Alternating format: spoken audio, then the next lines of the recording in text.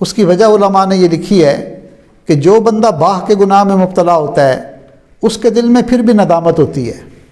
ظاہر ہے کہ ایک آدمی اگر بالفرض زنا کا ارتکاب بھی کرتا ہے تو وہ اپنے آپ کو زانی سمجھتا ہے، وہ اپنے آپ کو اس کے دل میں یہ گلٹی فیل کرتا ہے کہ مجھ سے بہت بڑی غلطی ہوئی، میں نے حرام کام کا ارتکاب کیا۔ ایک آدمی کے اگر کسی سے ناجائز تعلقات ہوتے ہیں تو دل میں بہرحال اس کے ندامت ہوتی ہے کہ میں یہ ٹھیک کام نہیں کر رہا، بغیر نکاح کے اگر میں نے کسی سے تعلقات رکھے ہوئے ہیں تو اس کے دل میں ندامت ہوتی ہے۔ لیکن جو بندہ جاہ کے گناہ میں مبتلا ہے، سٹیٹس کے گناہ میں، اپنے آپ کو کچھ سمجھنے کے گناہ میں، وہ تو اپنے آپ کو گناہ گار ہی نہیں سمجھتا۔ متکبر آدمی کبھی اپنے آپ کو گناہ گار نہیں سمجھتا، خود پسند بندہ کبھی اپنے آپ کو گناہ گار نہیں سمجھتا۔ تو اس لیے چونکہ گناہ گار ہی نہیں سمجھتا، اس کو توبہ کی توفیق بھی نہیں ملتی، اس کے اندر ندامت ہی نہیں آتی۔ ندامت نہ ہونے کی وجہ سے، توبہ نہ ہونے کی وجہ سے وہ توبہ سے محروم رہ جاتا ہے۔ تو یاد رکھیں کہ ایسا بندہ جو جاہ کے گناہوں میں مبتلا ہے وہ اپنے آپ کو راہ راست پر سمجھ رہا ہوتا ہے، مگر خود پسندی اور تکبر جیسے گناہوں میں مبتلا ہوتا ہے، اور ان گناہوں سے نکلنا انسان کے لیے بڑا مشکل ہے۔ یاد رکھیں خود پسندی اور تکبر اتنے خطرناک گناہ ہیں کہ اللہ تعالیٰ کے محبوب صلی اللہ علیہ وسلم نے فرمایا لا يدخل الجنہ، وہ شخص جنت میں داخل نہیں ہو سکتا، من کان فی قلبہ مثقال ذرۃ من الکبر، جس کے دل میں رائی کے دانے کے برابر تکبر ہوگا۔ اب آپ ذرا غور کیجیے کہ رائی، انگلش میں رائی کو ایٹم کہتے ہیں۔ ایٹم بم جو ایٹمی ہتھیار ہوتے ہیں وہ تباہی پھیلا دیتے ہیں، شہروں کو تباہ کر دیتے ہیں۔ بالکل اسی طرح یہ تکبر بھی زندگی کے اندر تباہی پھیلا دیتا ہے، یہ انسان کو آخرت کے اعتبار سے برباد کر دیتا ہے۔ تو اس لیے اس کو فرمایا کہ یہ تکبر ایٹمی گناہ ہے، ایٹم ذرے کو کہتے ہیں، اور نبی علیہ السلام نے فرمایا لا يدخل الجنہ، وہ جنت میں نہیں داخل ہو سکتا، من کان فی قلبہ مثقال ذرۃ من الکبر، جس کے دل میں رائی کے دانے کے برابر بھی تکبر ہوگا۔ تو اگر ایٹمی ہتھیار تباہ کن ہوتا ہے تو یاد رکھیں کہ یہ تکبر جیسا ایٹمی گناہ یہ بھی انسان کے لیے تباہ کن ثابت ہوتا ہے۔ تو اس لیے انسان جب اس گناہ میں مبتلا ہوتا ہے تو وہ دوسرے کو اپنے برابر ہی نہیں سمجھتا، وہ کسی کو اپنے مطابق ہی نہیں سمجھتا، اور اس کو وہ خوبی سمجھ رہا ہوتا ہے، اور اسے اس گناہ سے توبہ کی توفیق بھی نہیں ملتی۔ تو یاد رکھیں لوگوں کے سامنے اپنے آپ کو گرانا آسان ہے، خود اپنی نظروں میں خود کو گرانا یہ بڑا مشکل کام ہے۔ دنیا داری کی خاطر لوگوں کے سامنے تو لوگ کہتے ہیں او جی میں بڑا عاجز مسکین بندہ ہوں، او جی میں نے تو کبھی غرور کیا ہی نہیں، من آنم کے من دانم، اپنے آپ کو بڑا مٹا ہوا ظاہر کرتا ہے، مگر اپنے اندر اس کی کوئی حیثیت ہوتی ہے کہ نہیں میں یہ تو کر رہا ہوں عاجزی کی وجہ سے، تواضع کی وجہ سے، مگر ہوں میں بڑی چیز، میں بڑی شے ہوں، لوگ اصل میں مجھے پہچانتے نہیں، لوگوں کو میرے مقام اور مرتبے کا نہیں پتہ۔ اسی کا نام خود پسندی ہے، اسی کا نام تکبر ہے، اور یہ گناہ اس وقت تک اس گناہ کو گناہ بندہ نہیں سمجھتا جب تک اللہ والوں کی جوتیاں سیدھی نہ کرے۔ جب وہ اللہ والوں سے کی صحبت میں آتا ہے تو اسے پتہ چلتا ہے کہ بھائی یہ اپنے آپ کو کچھ سمجھنا، اپنے آپ کو نیک سمجھنا، اپنے آپ کو دوسروں سے اچھا سمجھنا، یہ تو بہت بڑا گناہ ہے، یہ تو وہ عیب ہے جو مجھے اپنے سے دور کرنا ہے، اور انسان اس کو ساری زندگی اپنی خوبی سمجھ رہا ہوتا ہے۔ خود پسند نمازیں بھی چل رہی ہیں، ذکر بھی چل رہا ہے، تسبیحات بھی چل رہی ہیں، مگر تکبر اور خود پسندی میں مبتلا ہے۔ اور اس گناہ سے جان اسی کی چھوٹتی ہے جو اس گناہ کو گناہ سمجھے، اس گناہ کو گناہ تسلیم کرے، اور اس گناہ کو زندگی سے نکالنے کی تڑپ اور طلب اس کے اندر ہو۔ اگر وہ گناہ ہی نہیں سمجھ رہا، اسے اپنا آپ اچھا نظر آ رہا ہے اور دوسرے حقیر نظر آ رہے ہیں، اپنے آپ کو وہ نیک پارسا سمجھ رہا ہے، دوسرے گناہ گار نظر آ رہے ہیں، تو مجھے بتائیے کہ وہ اس گناہ سے جب گناہ ہی نہیں سمجھے گا تو اس کی جان کیسے چھوٹے گی؟ اس لیے انسان کو تزکیہ نفس کی محنت کرنی پڑتی ہے، اپنے نفس کو مارنا پڑتا ہے۔ نفس کو مارنے کا یہ مطلب نہیں کہ کوئی زندہ چیز ہے اور اس کا گلا گھونٹ دیا جائے۔ نفس کو مارنے کا اصل مطلب یہ ہوتا ہے کہ نفس کے اندر جو خواہشات ہیں ان خواہشات کو قابو میں کرنا۔ جب نفس کی من پسند تمناؤں کو اور خواہشات سے اس کو روک لیں گے تو انسان کا دل خود بخود دنیا سے ٹھنڈا ہو جائے گا، دنیا کی محبت کم ہوتی چلی جائے گی اور اللہ تعالیٰ کے ساتھ محبت کا تعلق بڑھتا چلا جائے گا۔ تو نفس کو مارنے کا مطلب نفس کی بری خواہشات کو کنٹرول میں کرنا، نفس کی بری تمناؤں کو جو ہے قابو میں کرنا۔ یہ بندہ سیکھ لے، اس کا مطلب ہے، اس کو کہتے ہیں نفس کا مارنا۔ اللہ تعالیٰ ارشاد فرماتے ہیں وَمَا هَذِهِ الْحَيَاةُ الدُّنْيَا إِلَّا لَهْوٌ وَلَعِبٌ، کہ یہ دنیا کی زندگی نہیں ہے مگر کھیل تماشا، کہ یہ دنیا کی زندگی لوگوں نے کھیل تماشا سمجھی ہوئی ہے، اور حقیقت میں اس کی وجہ یہ کہ دنیا میں اور کھیل تماشے کے اندر بہت سی مماثلتیں ہیں، بہت سی چیزیں ملتی جلتی ہیں۔ کھیل تماشا بھی گھڑی دو گھڑی کی بات ہوتی ہے، گھنٹے ڈیڑھ گھنٹے 2 گھنٹے کا میچ ہوتا ہے، اسے پرانی زبان میں گھڑی دو گھڑی کہتے ہیں۔ تو کھیل تماشا بھی گھڑی دو گھڑی کا ہوتا ہے، تو انسان کی دنیا کی زندگی بھی ایسی ہے کہ جب انسان دنیا سے جانے لگے گا تو اسے ایسا محسوس ہوگا کہ میں نے گھڑی دو گھڑی دنیا میں زندگی گزاری، حالانکہ وہ 60 سال 70 سال 80 سال 100 سال گزار کر گیا ہوگا، مگر اسے لگے گا کہ بھئی میں نے تو بہت تھوڑا سا وقت گزارا، میں نے تو بہت تھوڑا سا وقت دنیا میں گزارا۔ تو اسے پوری زندگی گھڑی دو گھڑی نظر آئے گی۔ ہمیں اپنی زندگی کے 50-60 سال ایک خواب کی مانند نظر آئیں گے۔ آج بھی اگر ہم اپنی زندگی کے پچھلے 50 سالوں کو دیکھیں تو جیسے تھوڑی سی دیر میں بندہ پوری کی پوری فلم چلا لیتا ہے، تو سارے کا ساری زندگی کا نقشہ چند منٹ کے اندر اس کے سامنے آ جاتا ہے۔ بالکل اسی طرح موت کے وقت بھی انسان کو ایسے ہی لگے گا کہ یہ تو کھیل تماشا تھا، کھیل ختم اور میری زندگی ختم۔ تو جیسے کھیل تماشے میں وقت کا پتہ نہیں چلتا، وقت ضائع ہوتا ہے اور انسان کو وقت کے ضیاع کا احساس نہیں ہوتا، اسی طرح دنیا کی زندگی کے اندر جب آدمی غفلت کی زندگی گزارتا ہے تو اسے وقت کا احساس ہی نہیں ہوتا کہ میری زندگی کا ایک ایک لمحہ کتنا قیمتی ہے، اور موت کے وقت اسے پھر پچھتاوا ہوگا، اسے احساس ہوگا کہ میں نے تو اپنی ساری زندگی ضائع کر دی۔ حضرت نوح علیہ السلام سے کسی نے پوچھا کہ آپ نے زندگی کو کیسا پایا، دنیا کی زندگی کو کیسا پایا، چونکہ ان کی عمر 1000 سال کے قریب تھی۔ تو انہوں نے فرمایا کہ مجھے بالکل ایسا محسوس ہوا کہ جیسے میں گھر میں ایک دروازے سے داخل ہوا اور دوسرے دروازے سے نکل گیا۔ جتنا وقت اس میں لگتا ہے نا کہ ایک دروازے سے بندہ داخل ہو اور اگلے دروازے سے نکل جائے، مجھے اپنی 1000 سال کی زندگی بالکل اسی طرح محسوس ہوئی۔ تو بھائی جن کی زندگیاں 1000 سال تھی، اگر ان کی زندگی اپنے آپ کو اتنی غیر حقیقی وہ سمجھتے تھے تو ہماری تو زندگی بہت تھوڑی سی ہے۔ یہ 60-70 سال کی زندگی یہ کوئی زندگی ہوتی ہے جس پر ہم اتنا دھوکے میں پڑے ہوئے ہیں، اتنا غفلت میں پڑے ہوئے ہیں؟ اس میں ہم تکبر بھی کرتے ہیں، اس میں ہم اپنے آپ کو کچھ سمجھتے بھی ہیں، اس میں ہم نے اپنا روب بھی لوگوں پر قائم کرنا ہے، اس میں پتہ نہیں ہم نے کیا کیا منصوبے بنائے ہوئے ہیں۔ اور اگر کوئی منصوبہ نہیں بنایا ہوا تو وہ یہ کہ ہم نے اللہ رب العزت کی بارگاہ میں کیسے کھڑے ہونا ہے، اپنی زندگی کے ایک ایک پل کا ایک ایک لمحے کا حساب دینا ہے۔ کاش کہ اس حساب کے اندر میں کامیاب ہو جاؤں۔ اکثر اوقات دیکھا ہے کہ جو لوگ کھیل تماشا دیکھتے ہیں انہیں بعد میں اپنے وقت کے ضائع ہونے کا افسوس ہوتا ہے کہ بھائی وقت بھی برباد کیا اور پیسہ بھی ضائع ہوا۔ آپ کبھی دیکھا کریں یہ بڑے بڑے میچ دیکھ کر جو لوگ نکل رہے ہوتے ہیں اکثر افسوس کر رہے ہوتے ہیں، ہاتھ مل رہے ہوتے ہیں، بڑا افسوس ہوا۔ کسی کو ہار پر افسوس ہوتا ہے اور کسی کو اپنے من پسند کھلاڑی کے فیل ہونے پر افسوس ہوتا ہے کہ جو اس سے توقعات تھی وہ ان توقعات پر پورا نہیں اترا۔ 90% مجمع افسوس کی حالت میں ہی ہوتا ہے۔ تو آدمی یہ کھیل تماشا دیکھنے میں اس میں لذت نظر آتی ہے، مگر اس کا انجام وقت کا بھی ضیاع، پیسے کا بھی ضیاع، اور انسان خوشی کی خاطر یہ کام کرتا ہے اور حقیقت میں بعد میں اس کے دل کے اوپر ایک نحوست ہوتی ہے اور اس کو حسرت ہو رہی ہوتی ہے۔ اسی طرح جب انسان کی زندگی ختم ہوگی تو اسے اپنی زندگی جو غفلت میں گزری ہوگی اس پر افسوس اور حسرت ہوگی، اس پر ندامت ہوگی۔ کھیل تماشا سکرین کے سائے کی طرح ہوتا ہے، اور آج کل تو زیادہ تر سکرین ہی پہ لوگ دیکھتے ہیں۔ تو جیسے سکرین پہ دوڑتے ہوئے سائے کی کوئی حیثیت نہیں، یہ دنیا کی زندگی بھی سائے کی مانند ہے۔ انسان کو چاہیے کہ وہ سائے کے پیچھے بھاگنے کے بجائے حقیقت کا سامنا کرے، اور آخرت ایک بہت بڑی حقیقت ہے جو ہمارے سامنے کھڑی ہوئی ہے۔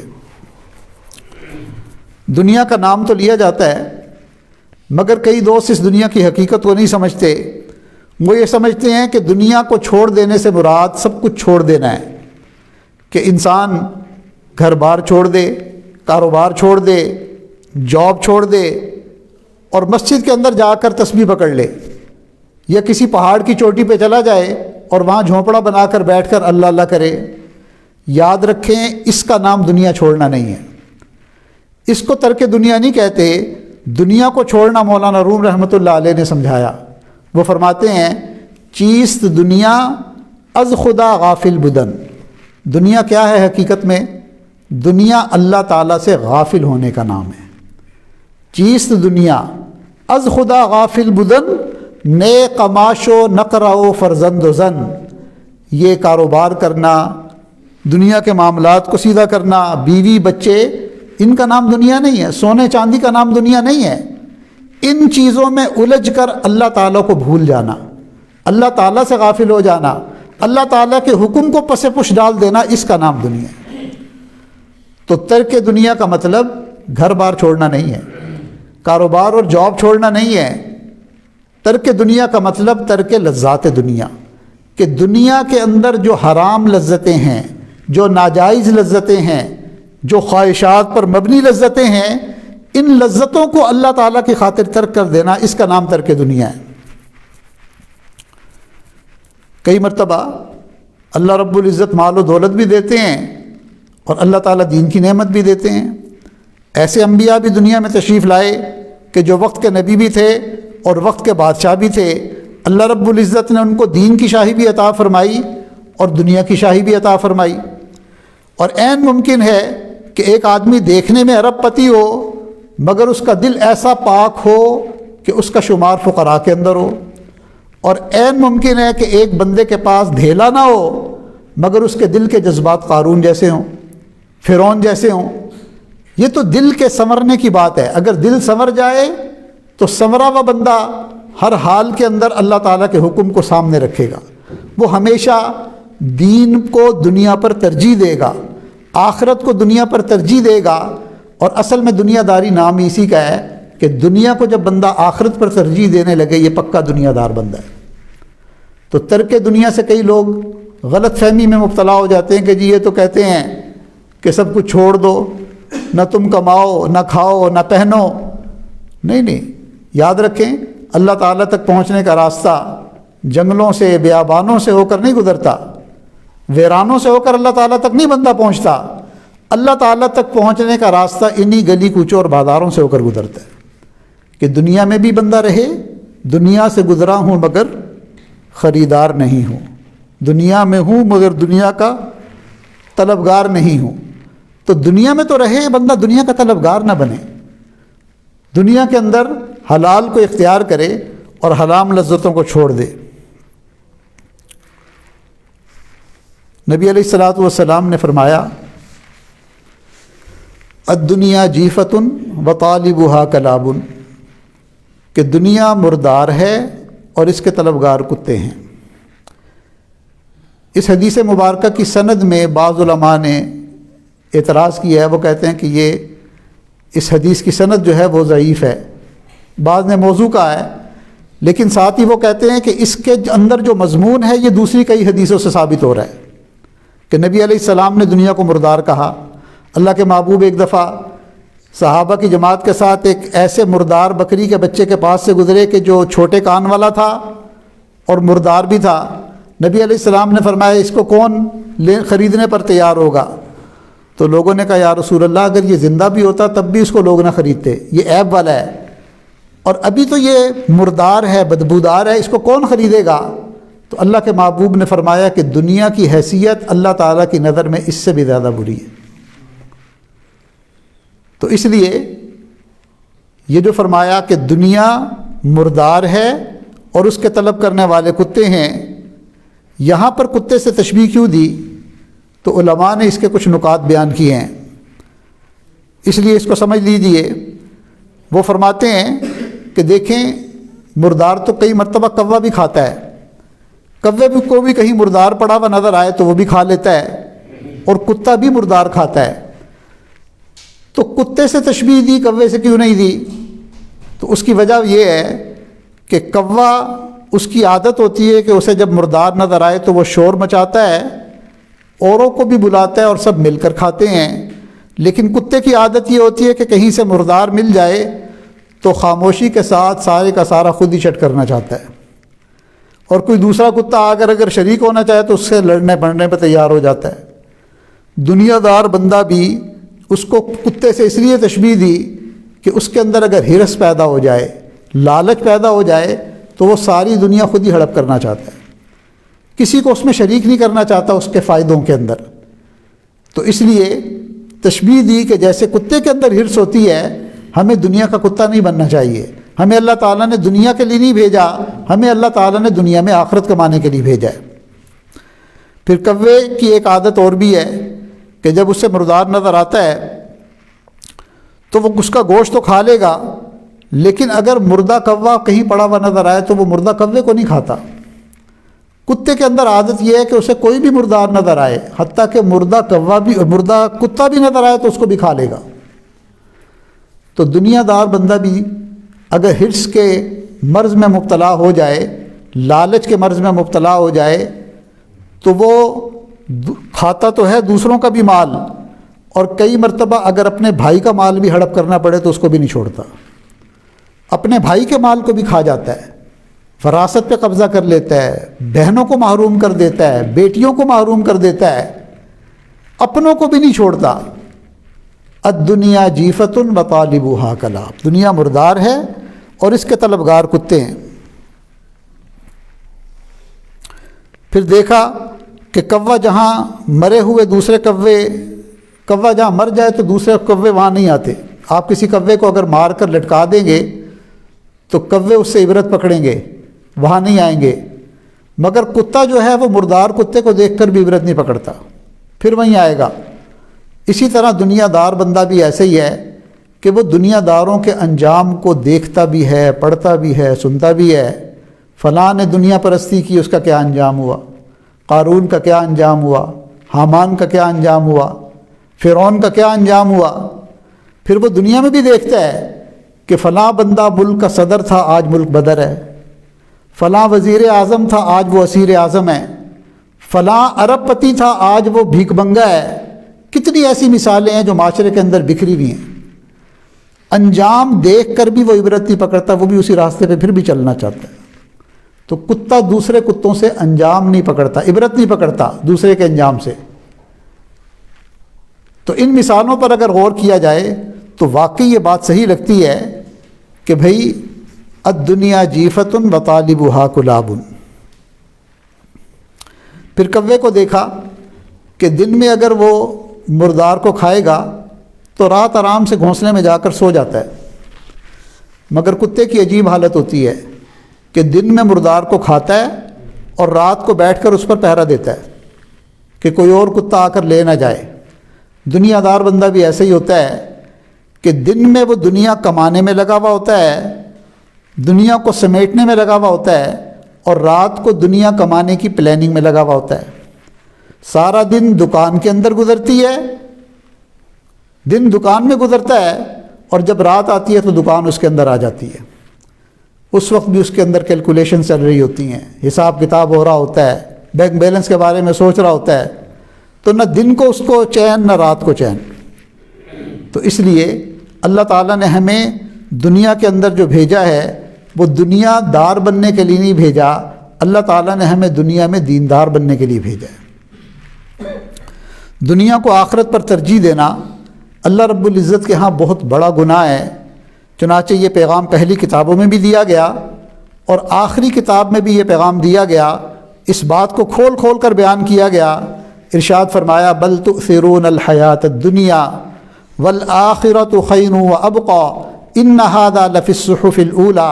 تم دنیا کی زندگی کو ترجیح دیتے ہو، حالانکہ آخرت اس دنیا سے بہت بہتر ہے اور ہمیشہ رہنے والی ہے۔ بے شک یہ بات ہم نے پہلے صحیفوں میں بھی نازل فرمائی، اور اے امت محمدیہ کے افراد، اس آخری کتاب قرآن میں بھی تمہیں یہ بات سمجھا رہے ہیں کہ اس دنیا کے دھوکے میں مت پڑنا، اس دنیا کو آخرت پر مت ترجیح دینا، یہ بہت بڑا گناہ ہے۔ آخرت بہت بڑی ہے، بہت شاندار ہے اور ہمیشہ باقی رہنے والی ہے۔ چنانچہ دنیا کو آخرت پر مقدم کرنا گناہ ہے۔ ہمیشہ انسان آخرت کو دنیا پر مقدم رکھے۔ دنیا اگر فنا ہونے والا سونا ہوتی اور آخرت باقی رہنے والی ٹھیکری ہوتی نا، تب بھی عقل مندی کا تقاضا یہ تھا کہ ہم آخرت کو ترجیح دیتے، چونکہ اس نے ہمیشہ باقی رہنا تھا۔ چاہے ٹھیکری ہوتی مگر ہمیشہ تو رہ رہی ہے۔ دنیا اگر فنا ہونے والا سونا ہوتی اور آخرت باقی رہنے والی ٹھیکری ہوتی، تب بھی عقل مندی یہ تھی کہ ہم آخرت کو ترجیح دیتے۔ مگر حقیقت اس کے بالکل برعکس ہے کہ دنیا فنا ہو جانے والی ٹھیکری ہے، مٹی اور گارا ہے، کوئی حیثیت ہی نہیں، اور آخرت باقی رہنے والا سونا ہے۔ آخرت کے محلات سونے کے، چاندی کے، زمرد کے، اور ہمیشہ باقی رہیں گے۔ ہماری بے وقوفی کا اندازہ لگائیں، ہماری غیر عقل مندی کا اندازہ لگائیں کہ ہم ٹھیکری کو اس باقی رہنے والے سونے چاندی پر ترجیح دے رہے ہوتے ہیں۔ یہ کتنی بڑی بے وقوفی اور نادانی۔ اس لیے ہمیں چاہیے کہ ہم ہمیشہ اپنی آخرت کو یاد رکھیں اور دنیا کی چاہتوں کو پورا کرنے میں اتنا نہ لگیں کہ ہمیں اپنی آخرت ہی بھول جائے۔ تو دنیا سے کنارہ کشی کا مطلب یہی ہے کہ انسان دین کو دنیا پر ترجیح دے۔ جس شخص نے دین کو دنیا پر ترجیح دینی شروع کر دی، سمجھ لیں کہ اس نے دنیا سے کنارہ کشی شروع کر دی۔ یہ دنیا امتحان گاہ بھی ہے۔ اللہ تعالیٰ نے ہر طرف جال اور پھندے بنائے ہیں۔ اتنے پھندے ہیں کہ انسان کے ہلاک ہونے پر تعجب نہیں ہوتا، بلکہ ان پھندوں سے بچ جانے والوں پر تعجب ہوتا ہے کہ کتنا خوش قسمت بندہ ہے جو دنیا کے ان پھندوں سے بچ گیا، دنیا کے ان جالوں سے بچ گیا، ان دھوکوں سے بچ گیا، ورنہ ہر بندہ ہی مبتلا ہے۔ چنانچہ ایک بزرگ فرمایا کرتے تھے کہ اللہ تعالیٰ نے دنیا کو بغیر محنت کے دینے کا وعدہ فرمایا، اور ہم یہاں دنیا سمیٹنے کے لیے دن رات محنت کر رہے ہیں، اور آخرت کو اللہ تعالیٰ نے محنت کے ساتھ جوڑا ہے، اور اس کے لیے ہمیں کوئی فکر ہی نہیں، ہم محنت کرتے ہی نہیں۔ تو دنیا اللہ تعالیٰ بغیر محنت کے بھی دے دیتے ہیں، مگر آخرت بغیر محنت کے نہیں ملتی۔ آخرت کے لیے طلب کی بھی ضرورت ہے، تڑپ کی بھی ضرورت ہے، محنت اور مجاہدے کی بھی ضرورت ہے، تب اللہ تعالیٰ آخرت کے اندر کامیاب کریں گے۔ دنیا کی اگر کوئی حیثیت ہوتی تو اللہ تعالیٰ کافروں کو ایک گھونٹ پانی کا بھی نہ دیتے۔ یہ دنیا جو کافروں کو اتنی دی ہوئی ہے، اس کی وجہ یہ ہے کہ اللہ تعالیٰ کی نظر میں مچھر کے پر کے برابر بھی اس کی حیثیت نہیں۔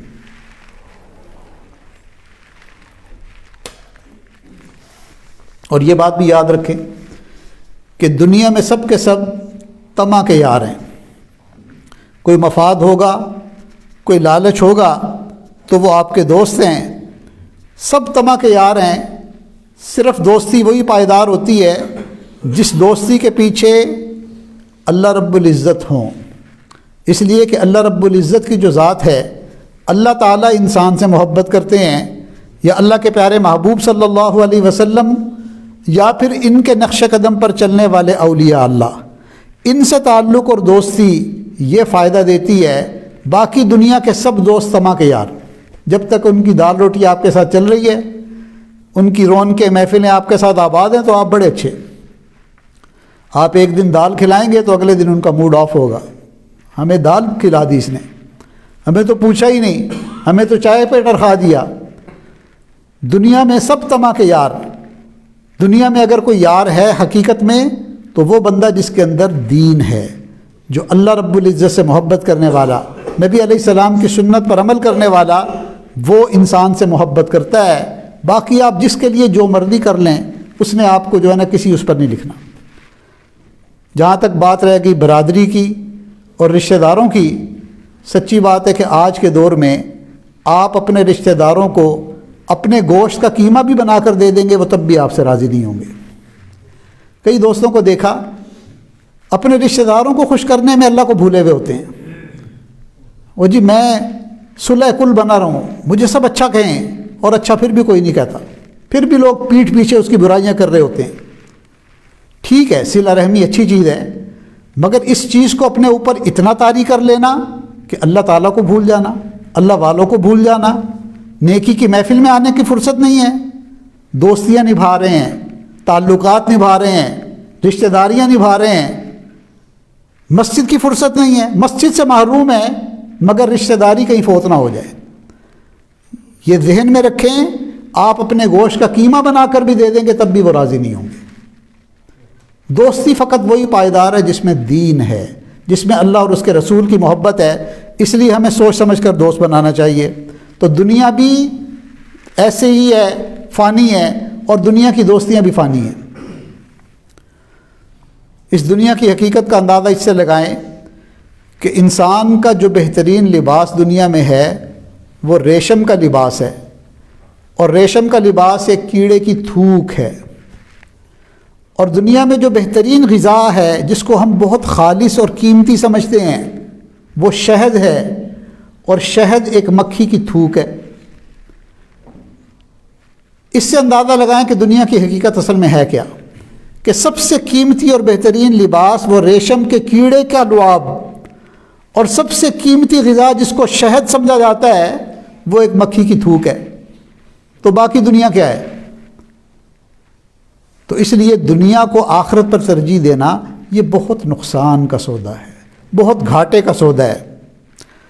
اللہ تعالیٰ جس کو دین کے مزے دے دیتے ہیں تو وہ دنیا کو پھر اس کے لیے قربان کر دیتے ہیں۔ یاد رکھیں کہ جو مزہ فقیری میں ہے، جو مزہ اللہ تعالیٰ کی محبت میں ہے وہ بادشاہی میں نہیں ہے۔ دنیا میں یہ مثالیں تو ملیں گی کہ اس فقیری کو حاصل کرنے کے لیے لوگوں نے بادشاہت کو لات مار دی۔ یہ مثال آپ کو کبھی نہیں ملے گی کہ اللہ نے کسی کو فقیری کی مزے دیے اور وہ فقیری چھوڑ کر بادشاہ بناؤ۔ چنانچہ دین اسلام کے اندر اللہ رب العزت نے وہ محبتیں رکھی ہیں، وہ لذتیں رکھی ہیں کہ دنیا کے جو بادشاہ ہیں ان کے خادم عام لوگ ہوتے ہیں، اور اللہ والوں کے خادم دنیا کے بادشاہ ہوا کرتے ہیں۔ ہمارے حضرت ایک دفعہ سمرقند گئے تو وہاں انہوں نے امیر تیمور کا مقبرہ دیکھا۔ یہ جو تیمور تھا اس کو فاتح عالم کہا جاتا تھا، امیر عالم، اور اس کی قبر پہ لکھا ہوا ہے امیر عالم، کہ یہ دنیا کا فاتح تھا، اتنے علاقے اس نے فتح کیے، اتنا اس کا دبدبہ تھا۔ حضرت فرماتے ہیں کہ میں نے ایک عجیب بات دیکھی کہ اس کی قبر کے عین سر کے اوپر ایک قبر اور ہے، باقی آس پاس اس کے قبریں نہیں تھی، قبریں باقی علیحدہ تھی، اس کے مقبرے کے اندر ایک قبر وہ تھی جو اس کے سر کے اوپر۔ تو پوچھا وہاں کے جو گائیڈ تھے، میزبان تھے، کہ بھئی یہ اس لکھا ہوا تو ہے کہ فاتح عالم، اور اس کے سر کے اوپر یہ کس کی قبر ہے؟ تو انہوں نے کہا کہ جی یہ اس کے شیخ کی قبر ہے، اس نے موت سے پہلے وصیت کی تھی کہ مجھے اپنے شیخ کے قدموں میں دفن کرنا۔ تو اندازہ لگائیں، دنیا داروں کے خادم عام لوگ ہوتے ہیں اور اللہ والوں کے خادم دنیا کے فاتح ہوتے ہیں۔ حضرت فرماتے ہیں کہ ایک دفعہ سرہند شریف جانے کا موقع ملا انڈیا میں۔ حضرت خواجہ محمد معصوم رحمۃ اللہ علیہ وہ سرہند شریف کے اندر مدفون ہیں۔ تو کہتے ہیں کہ ان کی قبر کی طرف جب جا رہے تھے تو روڈ کے درمیان میں ایک قبر بنی ہوئی تھی۔ تو ان سے پوچھا کہ بھئی یہ درمیان میں کیوں قبر کیوں بنی؟ اتنی اچھی سڑک جا رہی تھی تو درمیان میں سڑک کو جو ہے نا ڈیوائیڈ کیا اور قبر درمیان میں۔ تو قبر پہلے تھی روڈ بعد میں بنا، یا قبر بعد میں بنی روڈ پہلے سے بنا ہوا تھا؟ تو انہوں نے کہا نہیں، سڑک تو پہلے سے ہی تھی مگر یہ قبر بعد میں بنی۔ پوچھا کہ وہ کیوں؟ تو کہا کہ یہ افغانستان کا بادشاہ تھا اور حضرت خواجہ معصوم رحمۃ اللہ علیہ کا مرید تھا۔ اس بادشاہ نے وصیت یہ کی تھی کہ مجھے میرے شیخ کے قدموں کے اندر دفن کرنا، اس کی وصیت کو پورا کیا گیا اور راستے کے درمیان قبر بنائی گئی۔ تو اللہ تعالیٰ نے جو مزے فقر کے اندر رکھے ہیں، فقیری کے اندر رکھے ہیں، وہ مزے دنیا کی شاہی میں نہیں ہیں۔ دنیا کے بادشاہوں کے غلام عام لوگ ہوتے ہیں، خادم عام لوگ ہوتے ہیں، اور اللہ والوں کے خدمت کرنا وقت کے بادشاہ اور حکمران بھی اپنی سعادت سمجھا کرتے ہیں۔ دنیا کے جو حاکم ہیں، دنیا داروں کے حاکم، ان کی حکومت لوگوں کے جسموں پر ہوتی ہے اور اللہ والوں کی حکومت لوگوں کے دلوں کے اوپر ہوتی ہے۔ ایک انگریز ہندوستان آیا وزٹ کرنے کے لیے، سیاح تھا، تو جب واپس گیا تو لوگوں نے پوچھا تم نے کیا وہاں دیکھا؟ کہنے لگا کہ میں نے وہاں ایک عجیب منظر دیکھا۔ میں نے زندہ لوگوں کو تو بہت حکومت کرتے ہوئے دیکھا ہے، مگر میں وہاں ایک جگہ اجمیر شریف، وہاں پر گیا تو وہاں میں نے ایک مقبرے میں لیٹے ہوئے مردے کو لوگوں کے دلوں پر حکومت کرتے ہوئے دیکھا۔ حضرت خواجہ معین الدین اجمیری رحمۃ اللہ علیہ، اللہ تعالیٰ نے دنیا میں بھی ان کو ایسی قبولیت دی تھی کہ ایک ایک سفر میں 1,00,000 بندہ مسلمان ہوتا تھا ان کے ہاتھوں پر۔ آج بھی ان کی قبر پر ہجوم ہے، ہجوم میں ہندو بھی ہوتے ہیں اور عام مسلمان بھی ہوتے ہیں، صحیح غلط کام بھی کرتے ہیں وہاں، وہ تو ایک علیحدہ مسئلہ ہے، لیکن اتنی مقبولیت تو آج بھی ہے نا کہ لاکھوں لوگ اب بھی ان کی قبر پر جاتے ہیں۔ تو کہتا ہے پہلی دفعہ دیکھا کہ ایک مردہ قبر میں لیٹ کر لوگوں کے دلوں پر حکومت کر رہا ہے۔ تو بادشاہوں کی حکومت لوگوں کے جسموں پر ہوتی ہے، اللہ والوں کی حکومت جو ہے وہ لوگوں کے دلوں پر ہوتی ہے، مگر اس کے لیے انسان کو اپنے اندر صفات پیدا کرنی پڑتی ہیں، اپنے آپ کو مٹانا پڑتا ہے، اپنے اوپر مجاہدہ کرنا پڑتا ہے۔ 2 صفات اگر بندہ اختیار کر لے تو وہ بہت سے معاملات کو بہت جلدی سمیٹ سکتا ہے۔ ایک کو کہتے ہیں صبر جمیل اور ایک کو کہتے ہیں حجر جمیل۔ صبر جمیل کا کیا مطلب کہ بھائی کوئی بھی کام ہو جو خلاف مزاج ہے، خلاف طبیعت ہے، تو صبر کر لے، شکوہ نہ کرے، شکایت نہ کرے۔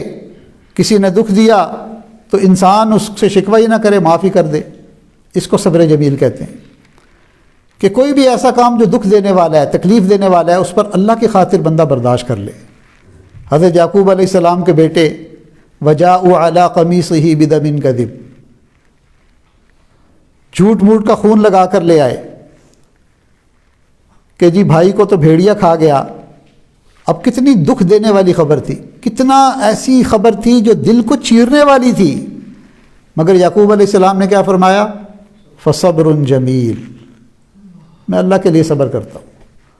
اگر ہمارے اندر بھی یہ صفت آ جائے کہ ہم مقابلہ بازی چھوڑ دیں، ضد بازی چھوڑ دیں، جھگڑا بڑھا لینا چھوڑ دیں، دنیا کی خاطر مومن نہیں الجھا کرتا، تو دنیا کی خاطر ہم نہ الجھا کریں۔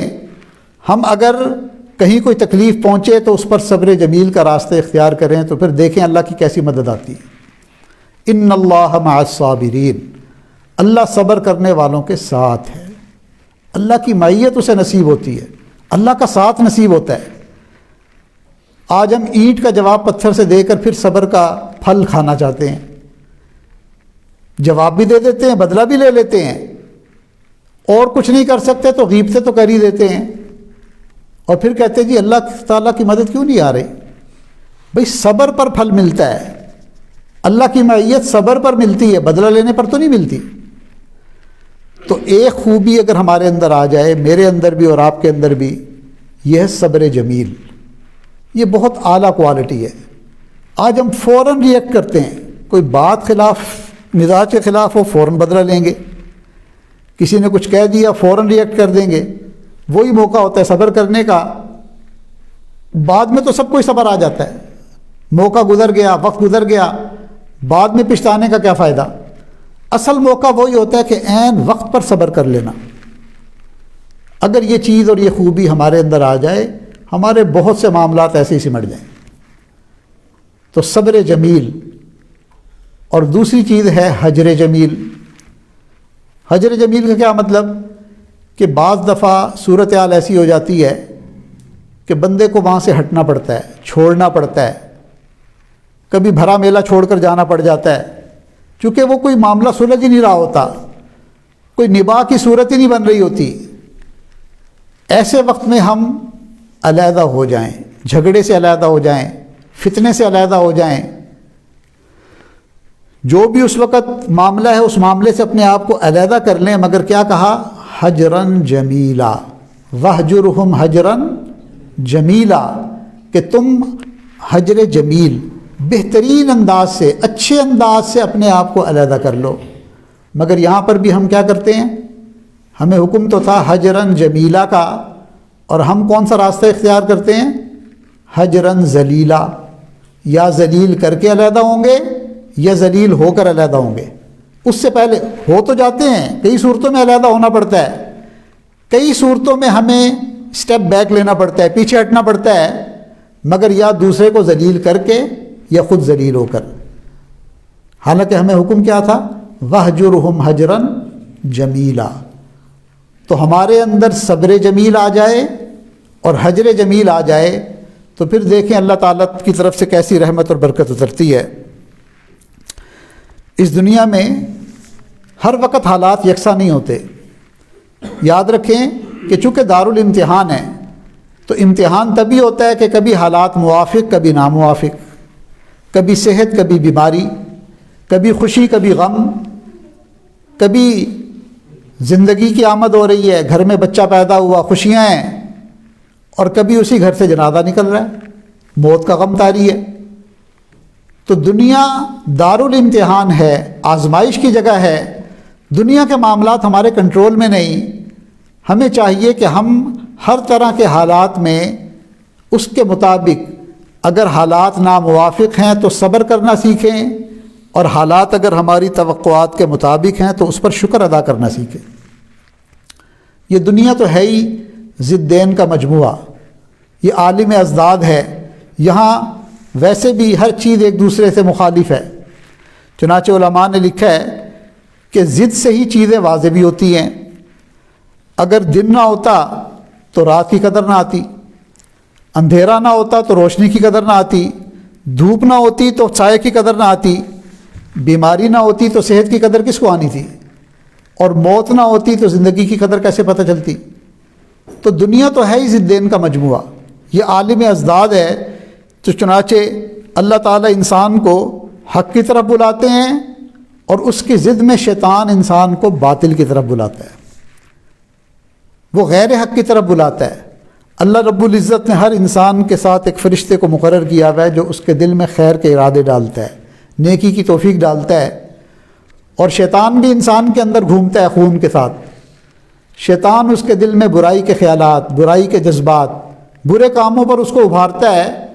تو یہ حق اور باطل کی جنگ انسان کے اندر جاری اور ساری ہے، اور یہ جنگ موت تک رہے گی۔ ہمیں چاہیے کہ ہم حق کے اوپر لبیک کہیں، حق کی بات کو قبول کریں اور باطل کو رد کر دیں، یہی امتحان ہے۔ تو شیطان موت کے وقت پھر شیطان سب سے زیادہ زور لگاتا ہے۔ دنیا میں بھی وہ کوشش کرتا ہے گرانے کی، بھٹکانے کی، راستے سے ہٹانے کی، اور موت کا جب وقت ہوتا ہے اس وقت انسان بہت کمزوری کے عالم میں ہوتا ہے، بہت نازک ترین وقت ہوتا ہے۔ جب ذہن، آپ غور کیجئے کہ ہم اپنی زندگی میں جب ہمارے اندر طاقت بھی ہوتی ہے، قوت بھی ہوتی ہے، اور ہمارے ارادے بھی مضبوط ہوتے ہیں، ایسے وقت میں اگر شیطان ہمیں بھٹکا لیتا ہے تو موت کے وقت تو ہم بہت کمزور ہوں گے، بہت ویک ہوں گے۔ جیسے ڈوبتے کو تنکے کا سہارا، اس وقت تو بندہ سہارے کی تلاش میں ہوتا ہے کہ مجھے کہیں سے سہارا مل جائے، اور ایسے وقت میں شیطان پوری طاقت کے ساتھ حملہ آور ہوتا ہے کہ اس کی موت ایمان پر نہ آئے، یہ کلمہ لے کر دنیا سے نہ جائے۔ ایسے ایسے پھندے لے کر آتا ہے، ایسے ایسے اس کے ہتھیار ہوتے ہیں کہ المان الحفیظ۔ تو اس لیے انسان کو دنیا ہی میں شیطان سے مقابلہ کرنے کی زندگی میں عادت ڈال لینی چاہیے۔ اگر دنیا میں اس کی باتوں کا اور اس کی ترغیبات کا انکار کرنے کی عادت اپنا لیں گے تو موت کے وقت بھی پھر اس کو جھٹلانا اور اس کا انکار کرنا آسان ہوگا۔ اور دنیا میں اگر ہم اس کے لالی پاپ لے لے کر چوستے رہتے ہیں، اس کے دیے ہوئے چاکلیٹ لے کر کھاتے رہتے ہیں، وہ گناہ کے چاکلیٹ ہی دیتا ہے نا، لالی پاپ بھی دیتا ہے، کھا لو کوئی بات نہیں، چکھ لو، ایک دفعہ کر کے چھوڑ دینا۔ تو جس کو دنیا میں یہ ترغیبات لینے کی عادت ہوگی وہ موت کے وقت بھی اس کے دھوکے سے نہیں بچ سکے گا۔ تو دنیا میں انکار کرنا، اپنی زندگی میں انکار کرنا سیکھیں، ایک ریڈ لائن لگا دیں کہ بس بھئی یہ جو ہے نا یہ حدود اللہ ہے، اس سے آگے میں نہیں جا سکتا، اللہ تعالیٰ کی حدود کو نہیں توڑ سکتا، میں شریعت کے باہر نہیں جا سکتا۔ تو اس لیے موت کے وقت اللہ تعالیٰ ہی اگر شیطان سے بچائیں تو بندہ بچ سکتا ہے۔ اللہ رب العزت کی مدد اگر شامل حال نہ ہو تو پھر انسان نہیں بچ سکے گا۔ اللہ تعالیٰ ہمیں موت کے وقت شیطان کے ہتھکنڈوں سے محفوظ رکھے۔ تو یہ حق اور باطل کی ایک جنگ تو باہر ہے، دنیا میں ہم دیکھ رہے ہیں، اور حق اور باطل کی ایک جنگ ہر انسان کے اندر چل رہی ہے، اور یہ موت تک رہے گی۔ اللہ رب العزت حق کی دعوت دے رہے ہیں، اور شیطان باطل کا نمائندہ ہے جو باطل کی طرف دعوت دے رہا ہے۔ قرب قیامت میں اللہ تعالیٰ حق اور باطل کی کھلی نشانیاں بھی دکھا دیں گے۔ مثال کے طور پر حضرت عیسیٰ علیہ السلام قیامت سے پہلے دنیا میں تشریف لائیں گے حق کے نمائندے بن کر، اور وہ دنیا میں تشریف لا کر حق اور باطل کے فرق کو واضح کریں گے، اور دجال باطل کا نمائندہ بن کر شیطان کا سب سے خطرناک ہتھیار بن کر قرب قیامت سے پہلے وہ آئے گا دنیا میں۔ یہ ہمارا ایمان ہے، ہمارا عقیدہ ہے۔ حضرت عیسیٰ علیہ السلام نے بھی آنا ہے، چونکہ دنیا سے ان کو زندہ اٹھا لیا تھا، بر رفعہ اللہ الیہ، وہ آسمانوں پر زندہ ہیں، وہ دنیا میں دوبارہ تشریف لائیں گے، اور باطل کا جو بدبخت نمائندہ ہوگا دجال، اس سے مقابلہ کریں گے، اور اللہ تعالیٰ ان کے ہاتھوں سے اسے قتل کروائیں گے۔ پھر حضرت عیسیٰ علیہ السلام کا نکاح بھی ہوگا، بچے بھی ہوں گے، اور اپنی عمر کا وقت مقرر کر کے ان کا انتقال ہوگا، اور نبی علیہ الصلوۃ والسلام کے روضہ اطہر میں ان کی قبر کی جگہ اب بھی ہے، 1400 سال سے رکھی ہوئی ہے، چونکہ امت کا یہ متفقہ عقیدہ ہے کہ عیسیٰ علیہ السلام نے آنا ہے۔ اللہ تعالیٰ عیسیٰ علیہ السلام کو اللہ نے پیدا کیا، ان کی صورت تو بشری تھی، مگر ان کی فطرت کو اللہ تعالیٰ نے ملکوتی بنایا۔ اس کے مقابلے میں اللہ نے دجال کو پیدا کیا، اس کی صورت انسانی بنائی، مگر اس کی فطرت شیطانی ہے۔ اللہ تعالیٰ نے عیسیٰ علیہ السلام کو آسمانوں پر اٹھا لیا، آسمانوں پر رکھا ہوا ہے، اور قرب قیامت میں ان کو ملک شام کی مسجد کے مینار کے اوپر نازل فرمائیں گے۔ حدیث مبارکہ میں اس کی پوری تفصیل ہے، علماء سے آپ وہ سن سکتے ہیں۔ مشرقی مینارے پر آسمان سے اتریں گے، اور دجال کو بھی اللہ تعالیٰ نے پیدا کیا، اور وہ ایک جزیرے میں قید ہے، اور اس کے لیے بھی یخرج یظہر کے الفاظ ہیں کہ اس کا بھی خروج ہوگا اور وہ بھی ظاہر ہوگا۔ اللہ کی شان ہے، دیکھیں کہ عیسیٰ علیہ السلام کو بھی اللہ تعالیٰ نے، یعنی دجال کو اللہ نے کتنی عمر دی ہے؟ اتنی عمر تو بہرحال اس کی ہے کہ نبی علیہ السلام کے ایک صحابی نے، حضرت تمیم داری غالباً ان کا نام ہے، کہ ایک سفر میں ایک جزیرے میں وہ پہنچے، اور وہاں دجال کو زنجیروں سے قید انہوں نے دیکھا، اس سے گفت و شنید ہوئی، سوال و جواب ہوئے، دجال نے ان سے کچھ باتیں پوچھی کہ دنیا میں یہ حالات ہو گئے ہیں، تو نبی علیہ السلام نے اس کی تصدیق فرمائی۔ تو اندازہ لگائیں کہ اس وقت بھی اگر وہ زندہ تھا تو 1400-1500 سال یہ بھی گزر گئے، اور عیسیٰ علیہ السلام کا زمانہ نبی علیہ السلام کے زمانے سے 570 سال کے قریب تھا پہلے، یعنی حضرت عیسیٰ علیہ السلام کے آسمان پر اٹھائے جانے کے بعد، یا ان کے پیدائش سے لے کر نبی علیہ السلام کا جو زمانہ ہے، اس کی مدت بنتی ہے 569 سال۔ تو اندازہ لگائیں کہ 569 سال وہ، اور یہ 1400-1500 سال۔ اگر عیسیٰ علیہ السلام بھی دنیا میں ہوتے تو ان پر بھی پھر دنیا کے قوانین لاگو ہوتے، تو ان کی عمر بھی اتنی زیادہ ہوتی۔ لیکن حدیث مبارکہ میں آیا کہ جب وہ نازل ہوں گے تو ان کی، چونکہ آسمان پر یہ اصول نہیں چلتے، یہ قوانین نہیں چلتے، تو اس وقت ان کی عمر جو ہوگی وہ 40 سال کا جیسے ایک نوجوان ہوتا ہے، اس طرح کی ان کی عمر ہوگی۔ تو اللہ تعالیٰ کی یہ نشانی ہے کہ دجال کو بھی اللہ نے لمبی عمر دی، اس کو قید میں رکھا ہوا ہے، وہ ظاہر ہوگا، اس کے نکلنے کا، خروج کا ایک وقت ہے۔ دجال اس وقت بھی دنیا کے اندر موجود ہے، اللہ کے علم میں ہے، اس کی جگہ کو ظاہر نہیں کیا، مگر اللہ تعالیٰ کو پتہ ہے، اور جب اس کے خروج کا وقت ہوگا اس کو اجازت ملے گی، وہ آزاد ہوگا ان زنجیروں سے، اور فرشتے جو ہیں وہ پہرا دے رہے ہیں۔ تو جب اللہ تعالیٰ وہ وقت متعین کریں گے تو وہ باہر نکلے گا، اور اس کے مقابلے کے لیے اللہ تعالیٰ عیسیٰ علیہ السلام کو پیدا فرمائے، یعنی دنیا میں بھیجیں گے۔ عیسیٰ علیہ السلام جب پیدا ہوئے تو انہوں نے پیدا ہوتے ہی ابدیت کا دعویٰ کیا، جبکہ دجال جب ظاہر ہوگا تو وہ اپنی خدائی کا دعویٰ کرے گا۔ تو دیکھیں ایک دوسرے کی ضد، ایک طرف ابدیت کی انتہا ہے، اور دوسری طرف وہ کہتا ہے کہ میں اپنے آپ کو خدا، میرے پاس اتنی طاقتیں ہیں، زندگی اور موت میرے ہاتھ میں ہے۔ عیسیٰ علیہ السلام جب دنیا میں دوبارہ تشریف لائیں گے تو مال میں اور دولت میں اتنی برکت ہوگی کہ اس وقت کوئی زکوٰۃ لینے والا بندہ نہیں ملے گا۔ دجال بھی آئے گا تو اس کے ساتھ بھی مال کی بہت بہتات ہوگی کہ دنیا کے خزانے اس کے ساتھ چلیں گے۔ اللہ رب العزت نے عیسیٰ علیہ السلام کو ایک معجزہ دیا تھا کہ وہ اللہ تعالیٰ کے حکم پر مردوں کو زندہ کر دیا کرتے تھے، فرماتے تھے قم باذن اللہ، تو مردے کچھ دیر کے لیے زندہ ہو جاتے تھے۔ دجال کو بھی بطور استدراج کے، یہ ملکہ دیا جائے گا کہ وہ بھی مردوں کو تھوڑی دیر کے لیے زندہ کرے گا، اور یہی چیز ایمان والوں کے لیے خطرے کا باعث بنے گی کہ جب وہ دیکھیں گے کہ یہ تو اتنا پاورفل ہے کہ یہ مردوں کو زندہ کر رہا ہے، تو وہ اس پر ایمان لے آئیں گے۔ مگر جو صحیح ایمان والے ہوں گے وہ کہیں گے کہ یہ تو ایک اور نشانی پوری ہوگی، اب تو پکا پتہ چل گیا کہ یہ بدبخت کافر ہے اور یہ دجال ہے۔ عیسیٰ علیہ السلام کا پیغام پوری دنیا میں پہنچے گا، چنانچہ قرآن مجید کی آیت میں بتا دیا گیا کہ ان کو موت نہیں آئے گی جب تک کہ سب ان پر ایمان نہیں لے آئیں گے۔ دجال کا فتنہ بھی مشرق اور مغرب، شمال اور جنوب میں پھیلے گا۔ اس حق اور باطل کی جنگ میں بالآخر فتح عیسیٰ علیہ السلام کی ہوگی، اور حضرت عیسیٰ علیہ السلام دجال کو مقام لد پر جا کر قتل کر دیں گے۔ تو مخفی طور پر یہ جنگ ہمارے اندر بھی جاری ہے۔ انسان اپنی زندگی کے اندر اگر غور کرے تو اللہ تعالیٰ نے حق کے فرشتے کو بھی متعین کر دیا، اور شیطان کو بھی اتنی طاقت دے دی کہ وہ دل میں وسوسہ پیدا کرتا ہے، دل میں برا خیال ڈالتا ہے۔ تو ہمیں چاہیے کہ اس میں ہم حق کا ساتھ دیں اور باطل سے بچنے اور اپنے آپ کو بچانے کی کوشش کریں۔ دنیا کے اندر اپنی میں کو مٹائیں۔ یہ جو نفسانیت ہے نا، یہ شیطان کے اندر میں تھی، شیطان کی میں نے اسے سجدہ کرنے سے محروم رکھا۔ اگر یہ میں ہمارے اندر بھی ہوگی تو پھر ہمارے لیے شیطان کا انکار کرنا بہت مشکل ہوگا، کیونکہ ہم مزاج ہو جائیں گے اس کے۔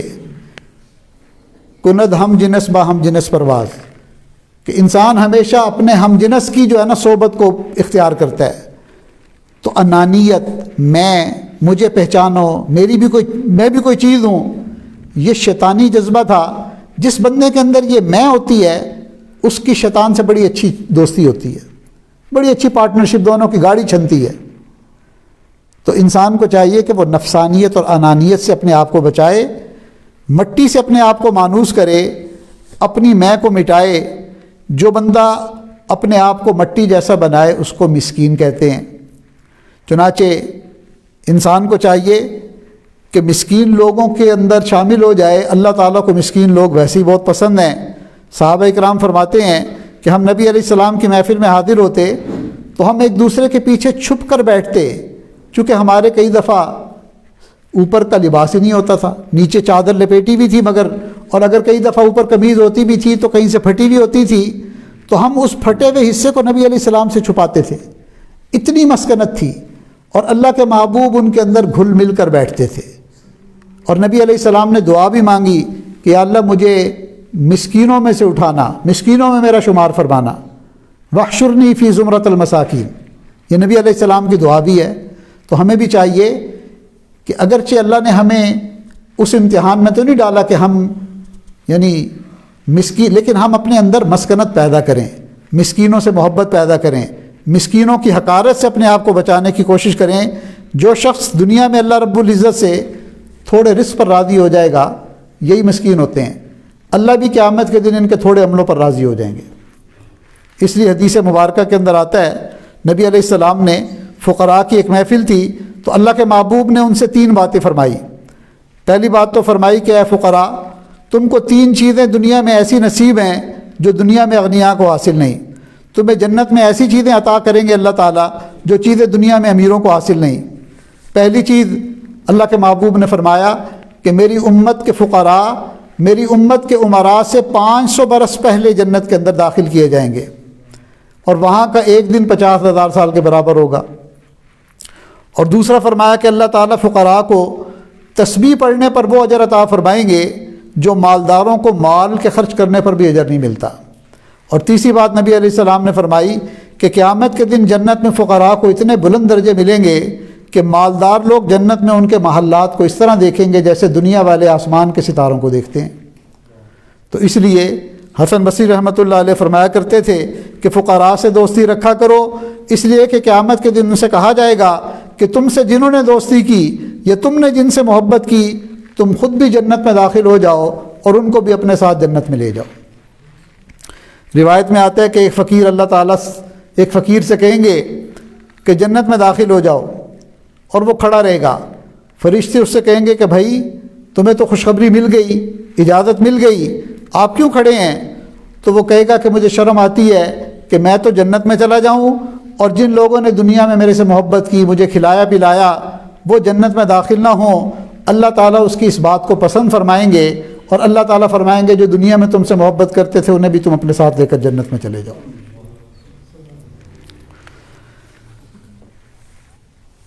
ابو سلیمان دارانی رحمۃ اللہ علیہ بڑے بزرگوں میں گزرے ہیں، وہ فرمایا کرتے تھے کہ ایک بندہ غریب ہے اور اس کی جائز تمنا ہے جو پوری نہیں ہو سکتی کیونکہ اس کے پاس وسائل نہیں۔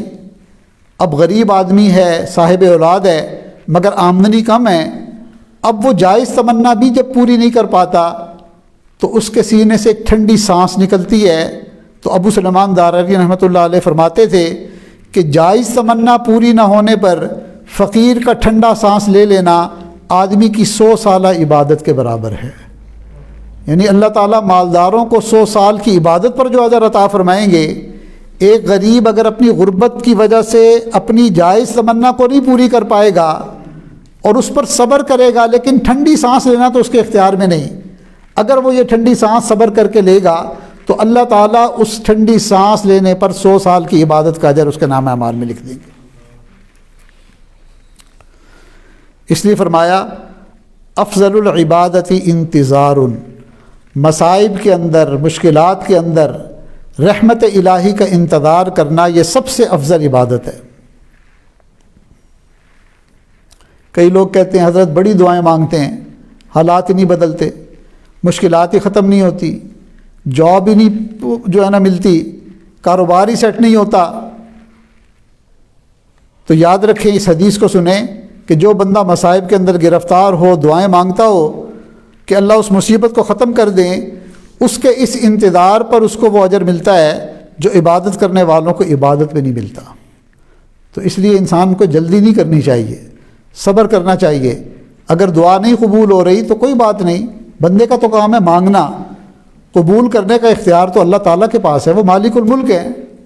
ہم ہر حال میں اپنے اللہ سے راضی ہیں، ہم اللہ سے آزمائش مانگتے نہیں، ہم اس قابل نہیں ہیں کہ ہم آزمائش پر پورا اتر سکیں، لیکن اگر بغیر مانگے آزمائش آ جائے، اضطراری حالت ہو جائے کہ بندے کا اختیار ہی نہ ہو، تو پھر صبر کرے، پھر واویلا نہ کرے، بے صبری نہ کرے۔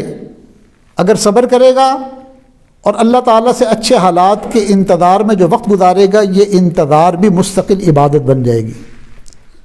ایسا بندہ جو اللہ سے راضی ہو اور مصائب کے اندر صبر کرے اور اچھے حالات کی امید رکھتے ہوئے انتظار کا دامن نہ چھوڑے، اس کا سارا وقت ہی عبادت کے اندر گزرتا ہے۔ اس کا تھوڑا مراقبہ بھی اس کو ولایت دلانے کے لیے کافی، اس کے چند نفل پڑھ لینا بھی ساری رات عبادت سے بہتر۔ اس لیے دنیا کی اندر حقیقت کو سمجھنے کی ہم کوشش کریں اور کسی فقیر اور مسکین کو کم نظر سے نہ دیکھیں، بلکہ ہمیں تو سلوک کے اندر یہ سکھایا گیا ہے کہ کسی گناہ گار کو بھی کم نظر سے نہ دیکھیں۔ جتنا بھی گناہ گار ہے، ہمیں کیا پتہ کہ موت سے پہلے ایسی پکی توبہ کرے اور اللہ اس کی توبہ پر اتنے خوش ہوں کہ اس کے سارے گناہوں کو نیکیوں سے بدل دیں، اور ہم اپنے ذام میں بڑے نیک پارسا بنتے پھر رہے ہوں اور کوئی ایسی غلطی سرزد ہو جائے کہ موت کے وقت توبہ کی توفیق ہی نہ ملے۔ تو اس لیے کسی کو بھی کمتر نہ سمجھیں، کسی کو بھی حقیر نہ سمجھیں۔ حضرت عیسیٰ علیہ السلام ایک جگہ جا رہے تھے تو آپ نے گناہ گار کو دیکھا جو اپنے گناہوں پر نادم اور شرمندہ تھا۔ آپ نے اس گناہ گار سے پوچھا کہ تمہاری خواہش کیا ہے؟ کہنے لگا میں نے بہت گناہ کیے ہیں، بس ایک ہی خواہش ہے کہ اللہ تعالیٰ کرم فرما دیں اور مجھے معاف فرما دیں۔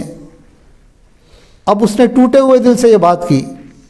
تھوڑا سا آگے گئے تو ایک عبادت گزار بھی تھا جو ہر وقت عبادت کرتا تھا۔ اس سے پوچھا کہ تیری کیا خواہش ہے؟ اس نے اس گناہ گار کی طرف اشارہ کر کے کہا میری خواہش ہے کہ قیامت کے دن میرا حشر اس گناہ گار کے ساتھ نہ ہو۔ اللہ تعالیٰ نے حضرت موسیٰ علیہ السلام کے دل کے اندر وحی ڈالی کہ میرے دونوں بندوں کو پیغام دے دو کہ گناہ گار بندے نے کہا تھا کہ اللہ میرے گناہ معاف کر دیں، اور ندامت سے کہا تھا، ہم نے اس کی ندامت کو قبول کر کے اس کے گناہ معاف ہی نہیں کیے بلکہ نیکیوں میں بدل دیا اور اسے جنت کے اندر اعلیٰ مقام دے دیا۔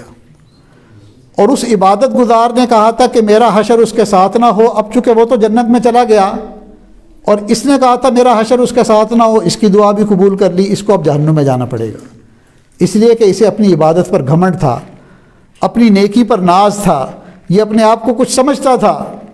تو یاد رکھیں کہ نیکی پر ناز ہونا، اپنے آپ کو کچھ سمجھنا، یہ انسان کے لیے کئی دفعہ محرومیوں کے دروازے کھول دیتا ہے۔ ہر وقت اللہ تعالیٰ سے ڈرتے رہیں، اپنے انجام کو سامنے رکھیں کہ پتہ نہیں ہمارا انجام کیا ہوگا، موت کے وقت ہمارے ساتھ کیا معاملہ پیش آئے گا۔ جب تک ایمان پر موت نہ آ جائے کوئی بندہ چین کی بنسری بجا نہیں سکتا دنیا میں، چاہے کچھ بھی مل جائے اسے، ساری دنیا کی دولت مل جائے، ساری دنیا کی عزتیں مل جائیں، جو وہ چاہتا ہے ساری دعائیں اس کی قبول ہو جائیں۔ کئی دفعہ نا یہ بھی ناز انسان کے اندر پیدا ہو جاتا ہے، جی میری تو سب دعائیں قبول ہوئی ہیں۔ تو یاد رکھیں ساری دعائیں بھی اگر قبول ہوئی ہیں، اگر موت کے وقت ایمان ہی نہ ملا تو کیا فائدہ ہوگا ان دعاؤں کی قبولیت کا۔ ہاں یہ دعا جب قبول ہو گئی نا کہ اللہ ایمان پر خاتمہ عطا فرمانا، پھر کام بنے گا۔ جب تک کلمے پر موت نہیں آتی، ہم میں سے کوئی ایسا نہیں جو چین کی بنسری بجا سکے، جو مطمئن ہو سکے، ہم نہیں مطمئن ہو سکتے۔ اس لیے اللہ تعالیٰ سے ہم ایمان کی سلامتی مانگے اور دنیا کے دھوکوں سے اپنے آپ کو بچائیں۔ اس وقت دنیا مادیت کے اعتبار سے اپنے عروج پر ہے۔ اس وقت ہم جو دور ہے نا، یہ جو سائنٹیفک دور ہے اور یہ جو سوشل میڈیا اور یہ جو چیزیں ہیں، یہ بہت بڑا دھوکہ ہے، بہت بڑا دھوکہ ہے۔ نوجوان تو کیا، بوڑھوں کے لیے بچنا بہت مشکل ہے۔ اس وقت میں سب سے زیادہ فکر ایمان کو بچانے کی کریں اور ہم اس پر کمر باندھ لیں، ہمت کریں، اپنے آپ کو علماء کے ساتھ جوڑیں، اہل اللہ کے ساتھ جوڑیں، نیک مجالس میں جوڑیں۔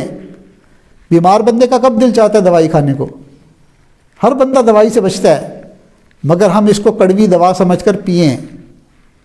نہیں دل کرتا ہے پھر بھی اللہ والوں کی مجلس میں جانے کا اپنے آپ کو پابند بنائیں، ورنہ شیطان ہمیں اچک لے گا، شیطان ہمیں نہیں چھوڑے گا۔ جب بندہ بیمار ہو تو اس کے پاس پھر یہ آپشن نہیں ہوتا کہ میں نے ڈاکٹر سے علاج کروانا ہے کہ نہیں کروانا۔ ہم سب کے سب روحانی طور پر بیمار ہو چکے ہیں اور ہماری حالت اللہ معاف فرمائے۔ یعنی اگر اختیار تو اللہ کے پاس ہے، مگر بظاہر ایسا لگتا ہے کہ جیسے انتہا درجے کی بدبختی اس وقت جو ہے نا ماحول کے اندر اور فضا کے اندر اور دلوں کے اوپر ایک ظلمت نظر آتی ہے واضح طور پر۔ ایسے وقت میں اپنے ایمان کو بچانا فرض عین ہے۔ ہم کوشش کریں، ہمت کریں، اپنے آپ کو نیک لوگوں کی صحبت میں لے کر آئیں۔ اور شیطان کیا کرتا ہے کہ کوئی نہ کوئی دل میں اعتراض پیدا کر دے گا، کوئی بات ہوگی نہیں، شیطان دل میں ڈالے گا، بندہ خود ہی سوچنا شروع کر دے گا، ہاں جی وہ تو ایسے ہیں تو فلاں تو ایسا ہے، اور خود بخود ہی جج بن کے فیصلہ کر کے ایک طرف ہو جائیں گے۔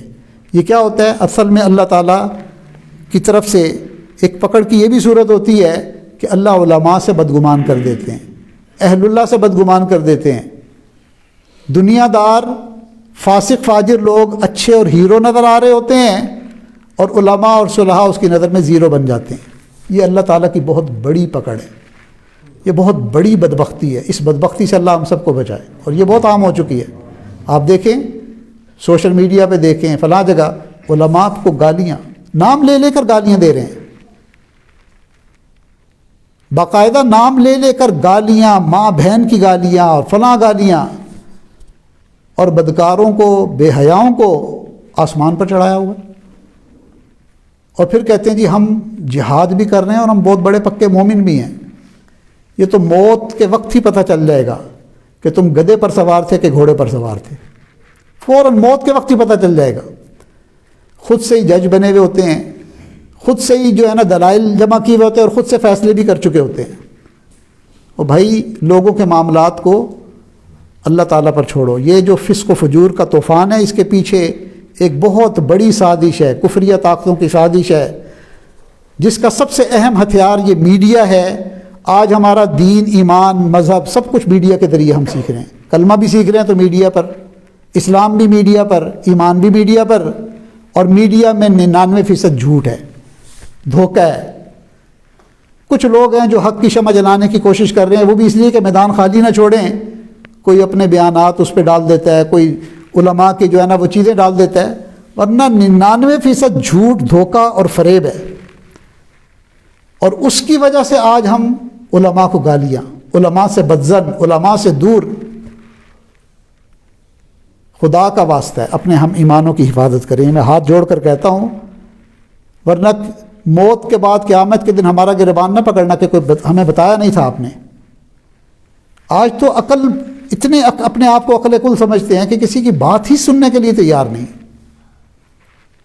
اور یہی سب سے بڑا، ہمیشہ باطل نے ہمیشہ ہر دور میں امت کی کشتی کو جب ڈبویا ہے نا، وہ تبھی ڈبویا ہے کہ ان کو علماء سے علیحدہ کیا۔ ان کو پتہ ہے کہ جب یہ علماء حق سے جڑے رہیں گے تو ان کے ایمان کی کشتی کبھی نہیں ڈوب سکتی، کبھی یہ نہیں برباد ہوں گے۔ آسان راستہ یہ ہے کہ ان کو علماء سے کاٹ کر مولوی نما جاہلوں کے پیچھے لگا دو۔ چنانچہ میڈیا پہ کون ہوتے ہیں؟ ٹائی علماء، ماشاءاللہ ٹائی، سوٹڈ بوٹڈ، صاف ستھرے، وہ بیٹھ کر ہمیں ہمارا دین سکھا رہے ہوتے ہیں۔ اور اداکار، رمضان شریف میں یہ شعبہ بڑے بڑے ایکٹر اور ایکٹریس سنبھال لیتی ہیں، فل میک اپ زدہ چہرہ، آنکھوں میں آنسو، رقت آمیز لہجہ، اور ہم بھی آنسو بہا رہے ہوتے ہیں۔ جی کتنی روحانیت تھی، کتنی، یہ سب دھوکہ ہے۔ اس فراڈ سے ہم بچیں، اس کے بجائے ہم علماء صلحاء کی جو محافل ہیں، اہل اللہ کی جو مجالس ہیں، ان میں اپنے آپ کو جوڑنے کی کوشش کریں گے، ہمارا ایمان بھی محفوظ رہے گا اور ہمارا دین بھی محفوظ رہے گا۔ دعوت و تبلیغ کا کام ہے، اس کام میں اپنے آپ کو جوڑیں، خانقاہوں میں اللہ والوں کے ساتھ جوڑیں، مدارس کے اندر جو علماء قال اللہ و قال الرسول کی صدائیں لگا رہے ہیں ان علماء کے ساتھ جڑ جائیں، ختم نبوت کے علماء ہیں ان کے ساتھ جڑ جائیں۔ یہ سب کے سب یوں سمجھ لیں کہ آج کے دور میں کشتی نوح کی مانند ہے۔ طوفان سے بچنے کا ایک ہی راستہ ہے کہ اس کشتی میں سوار ہو جائیں۔ اللہ تعالیٰ مجھے اور آپ کو دنیا کے دھوکوں سے اور فتنوں سے بچنے کی توفیق عطا فرمائے، اور اہل حق علماء سے، مشائخ سے ہمیشہ جڑا رہنے کی توفیق عطا فرما دے۔ وآخر دعوانا ان الحمد للہ رب العالمین۔ تھوڑی دیر کے لیے ہم آنکھیں بند کر کے اللہ تعالیٰ کی یاد میں بیٹھ جائیں، مراقبہ کر لیں۔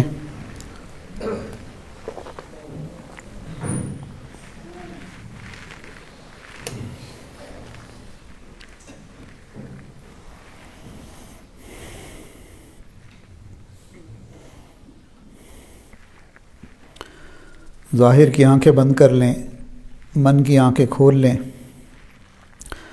جب انسان اپنے اندر جھانکتا ہے اسے اپنی اصل تصویر نظر آتی ہے۔ ظاہر کی آنکھیں بند کر لیجئے، من کے دریچے کو کھولیے، اپنی اصل تصویر کو دیکھیے۔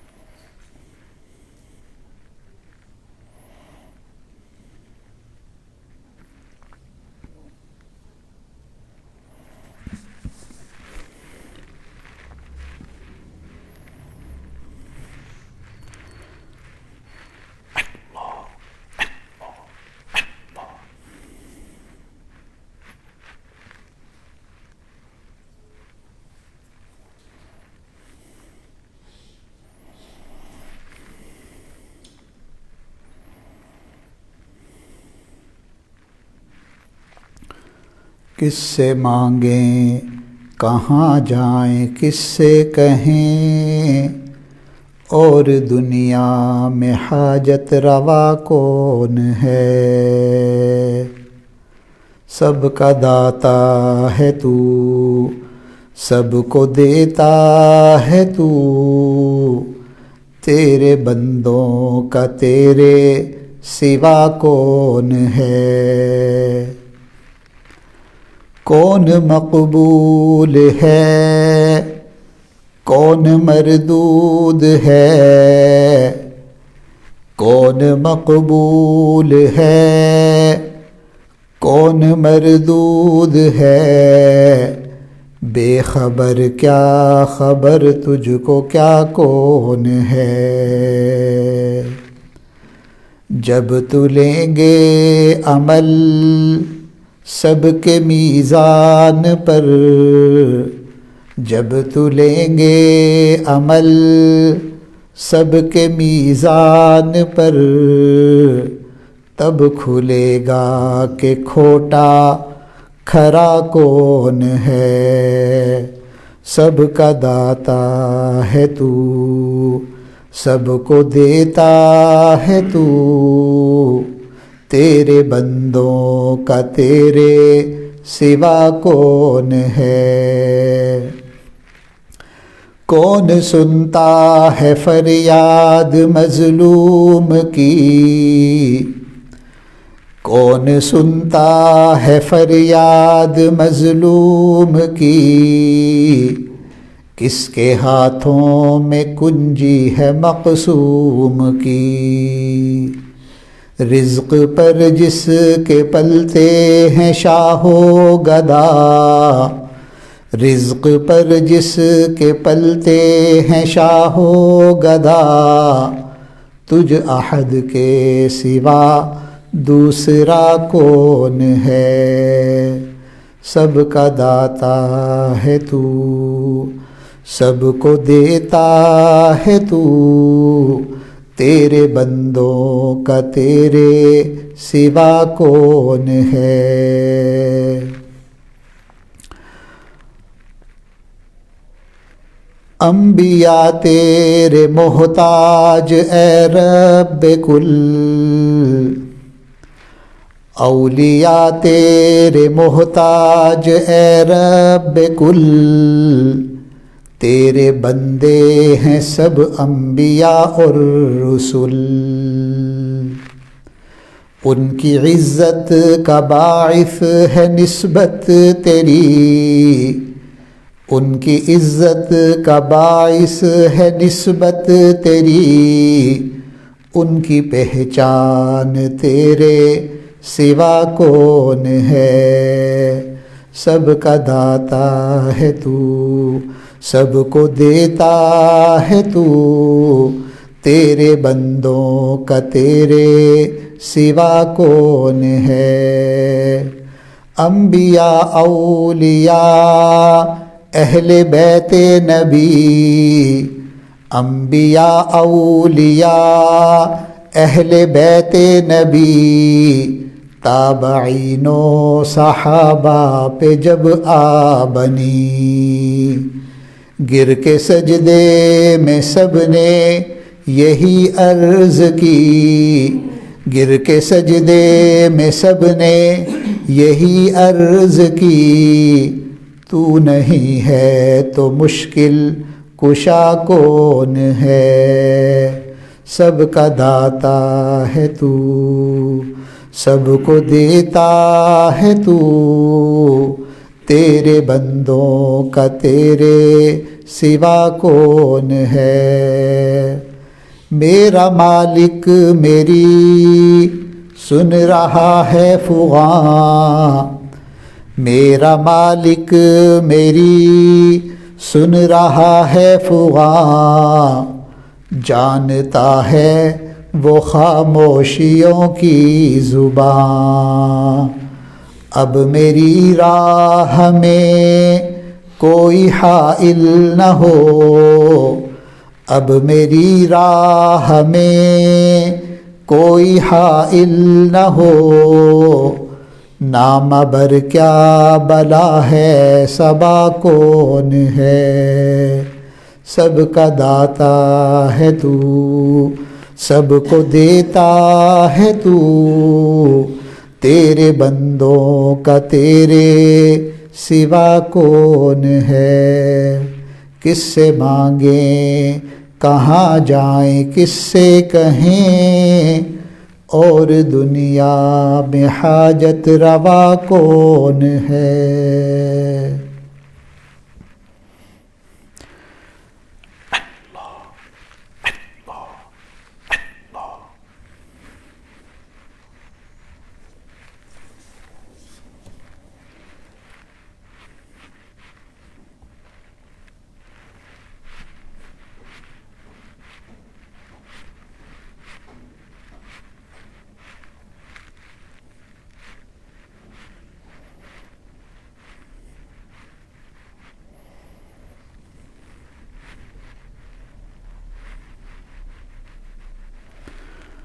لا الہ الا اللہ محمد الرسول اللہ. دعا کر لیجیے.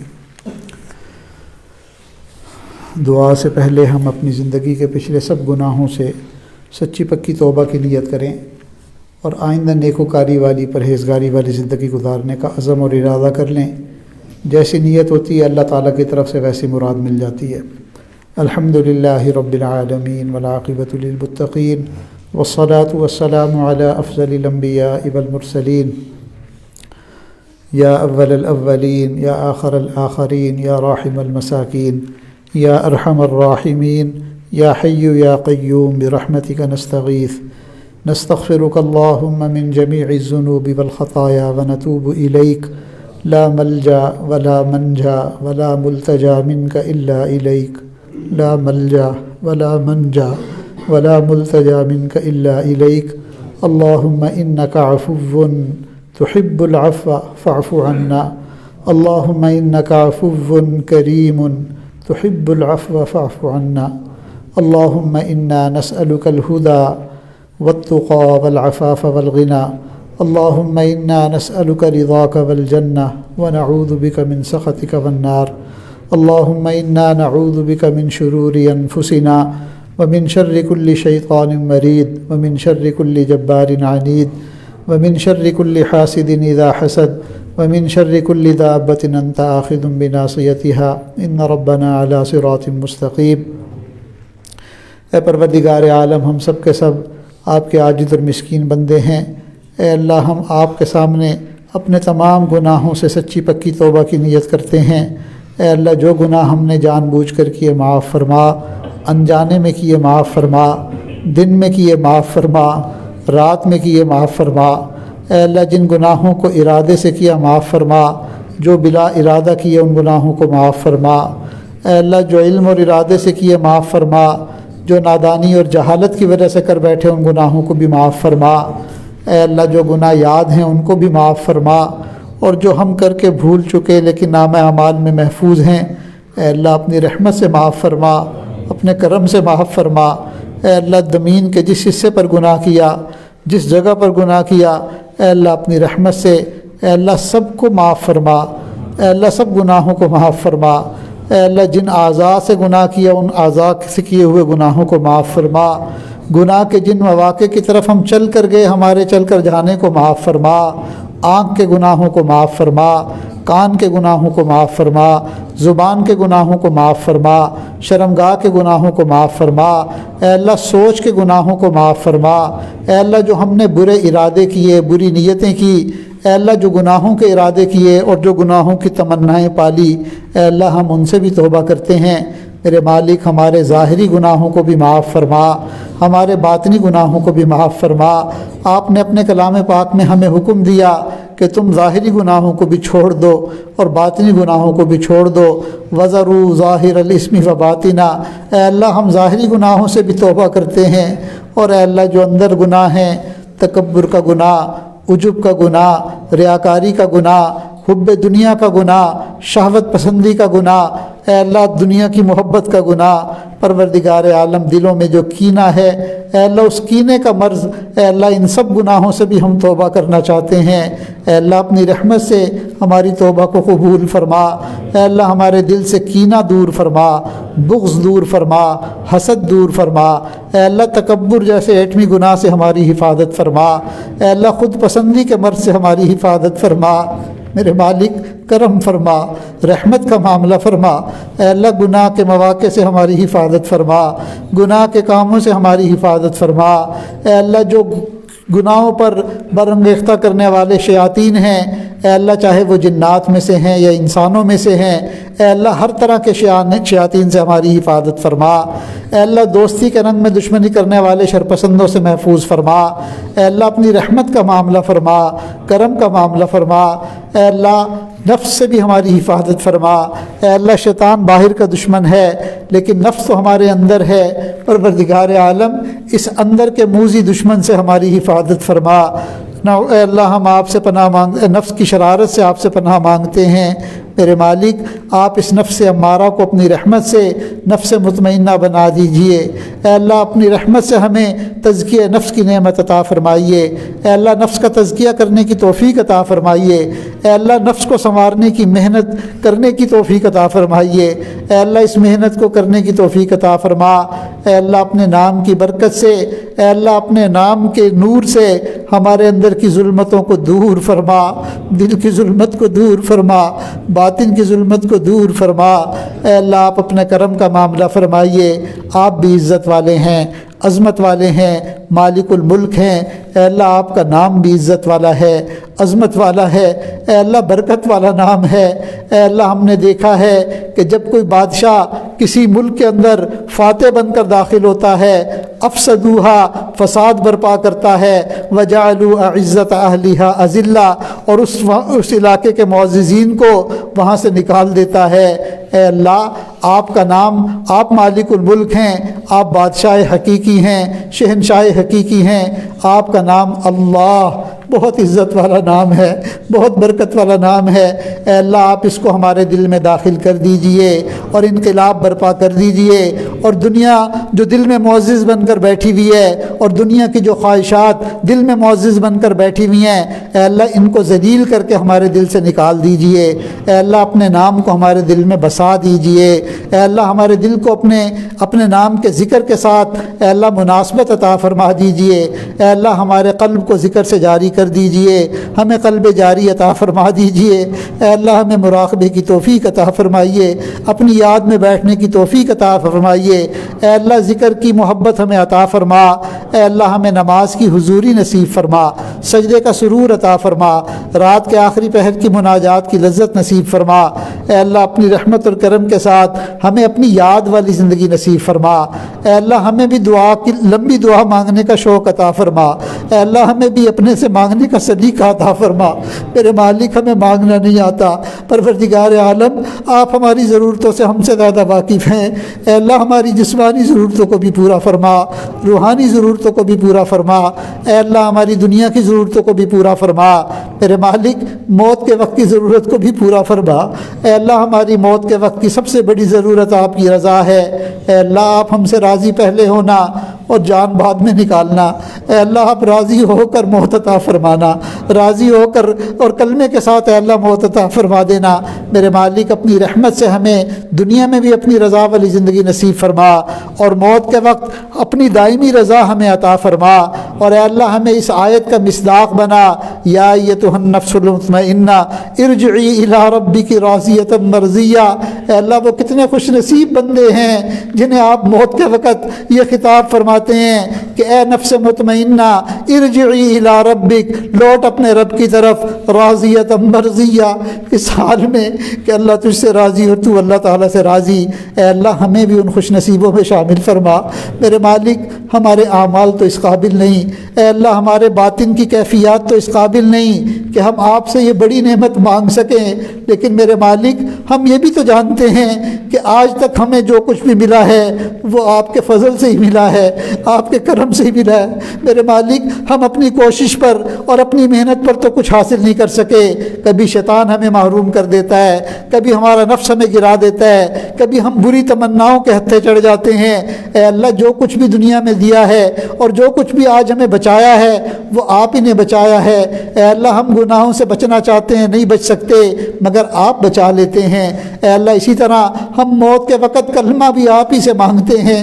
اے اللہ آپ ہی ہمیں کلمہ عطا فرمائیے، اے اللہ اپنی رحمت سے عطا فرمائیے۔ اے اللہ یقیناً ہم سے زندگی میں ایسی بھیانک غلطیاں بھی ہوئی ہوں گی، اے اللہ ایسے گناہ بھی ہم سے ممکن ہیں کہ جو کلمے سے محرومی کا سبب بن سکتے ہیں۔ اے اللہ ہم ان سب گناہوں سے توبہ کرتے ہیں، اے اللہ ان گناہوں سے آپ سے پناہ مانگتے ہیں۔ اے اللہ ہماری زندگی سے گناہوں کو دور فرما، ہمیں گناہوں سے طبعی نفرت عطا فرما، گناہوں کی ذلت سے ہماری حفاظت فرما، ہمیں طاعات کی لذت اور عبادت کی لذت، اور اے اللہ ہمیں نیکی کی عزت عطا فرما۔ اے اللہ ہمیں ذلت والے راستے سے ہٹ کر نیکی اور عزت والا راستہ اپنانے کی توفیق عطا فرما۔ اے اللہ صراط مستقیم پر ہمیں استقامت عطا فرما، پھسلنے سے محفوظ فرما، بھٹکنے سے محفوظ فرما۔